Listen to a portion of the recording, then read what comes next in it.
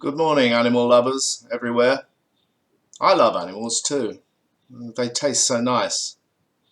Yesterday's post about buying food and what I did on my non-panic shop prompted one of my friends to suggest that if things got bad, I could always eat the dogs. Me having hinted that I don't like them. And the fact is, I don't like dogs. But one day, about 8 years ago, I was up in Noy's hometown, and there was a little stray dog that was hanging around the house, and I kind of grew attached to it. It was absolutely filthy dirty, but it had a wonderful nature to it, so that's kind of proven me wrong straight away.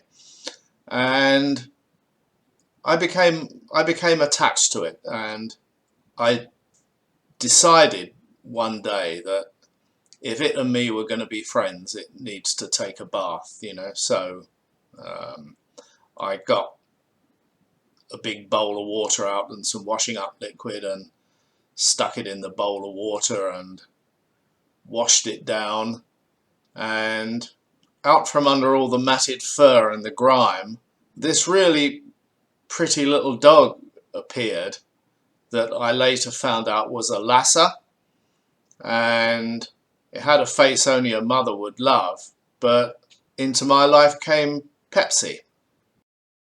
So we brought Pepsi back with us to Phuket Island, shared the car ride back south with us. I remember that trip very well. It was very, very nice having the little girl in the back.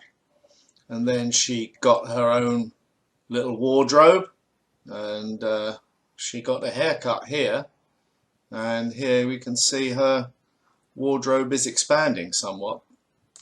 So I went back to the States and everything muddled along as normal.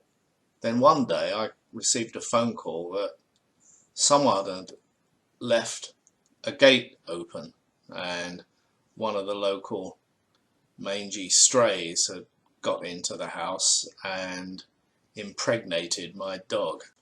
Why they didn't take her to the vet and arrange for the pregnancy to be terminated, God alone knows, but anyway, it's probably my fault for not insisting that she'd be sterilised.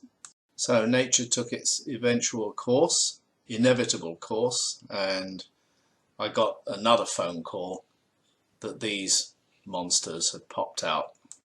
Not one, but three. Can you believe that? My God, someone doesn't like me. Anyway, three sisters, and their mother was called Pepsi, so they became Fanta, Cola, and Sprite. I can't fault Noy's inventiveness there, but the truth of the matter is, when before there was only one dog to look after, now there are four. My parents would have had a remedy for this. I won't go into too many details, but it would have involved a bucket of water. But hold on, Graham, things were about to get a whole lot worse. Living in the house with us at this time was Noy's nephew, Tom. Very nice guy, and he helped look after everything, did a very good job. And some well-meaning idiot gave him two chihuahuas. Well, one to start with, that was Gucci, the little one you can see here, that was pregnant, and soon there was the bigger one here, whose name is Coochie.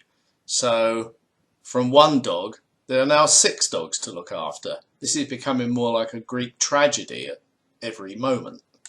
But things were about to take another twist. Now, 2 of these infernal spawn of the devil did not share their mother's nice nature. In fact, they were greedy and vicious pigs, compounded by the fact that they were much larger than their mother, and much larger, obviously, than the 2 chihuahuas. So you had to be very careful. If you fed the smaller dogs first, then they would pitch a jealousy fit and attack. And one day I received a phone call and a photograph that they had attacked the smaller of the 2 chihuahuas, Gucci and killed it. And here you can see in the photograph that it's had its face pretty well ripped off. But they weren't content with that. Sometime later they attacked Pepsi, my dog, and tore one of her eyes out. She was whisked off to the vet and the socket was stitched up, but she was now blind in one eye. Then a short time later they attacked her again and killed her. And these two photographs are showing her being buried. She was buried on another site and she is now laying underneath a house somewhere. But the crazy thing is, after all of this, these monsters were allowed to live. There's something about the Thai people, they just don't like killing things, you know. I would have killed them in a heartbeat, but no, I'm stuck with them. So what am I stuck with? Well, these 3 dogs, obviously. I've never could remember their real names and which one was which, so I ended up calling them Ugly, Fatty and Mangy. And here you can see me with Ugly, who, although she is the ugliest of the 3, has her mother's sweet temperament. She's quite feminine and she pecks at her food very delicately, unlike the other 2 who are absolute pigs. So we sort of get along.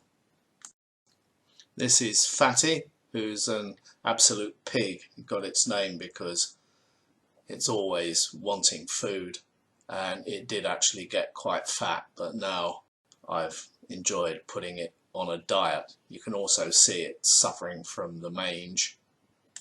And this is Mangy. This is the 3rd one.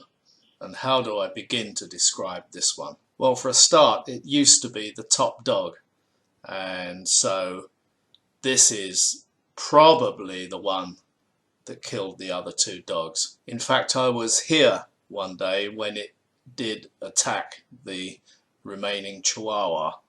Therefore, we had a full and frank exchange of views, and it's never been the same again. As you can probably see, this one also suffers the worst with the mange, and it's lost almost all of its body hair, and it spends most of its day now suffering and scratching and pulling what few remaining hairs it has on its body out. My cross to bear? Well, I've got to live with them. I can't get rid of them. And also I've got to pay for their food, which over the last few years has probably cost me thousands of dollars. Their cross to bear? Well, they've got to live with me, live with someone that hates them, and if they do anything I don't much approve of, the retributions are pretty bad.